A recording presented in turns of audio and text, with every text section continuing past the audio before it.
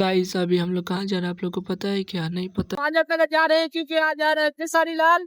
तो चलिए चलते दिखाते हैं आपके दुकान इधर। गाइस देखिए कितना यहीं से देखना होगा, क्या कीजिएगा।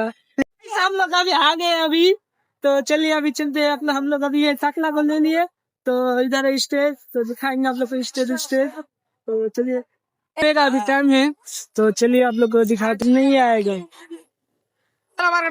तो गाइस आगे सुने कि आज बोलता है नहीं आएगा केसरी लाल। तो गाइस हम लोग के साथ फ्रॉड हो गया गाइस, और कभी नहीं आएंगे सब।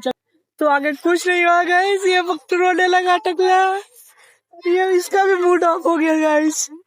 तब क्या करेंगे गाइस?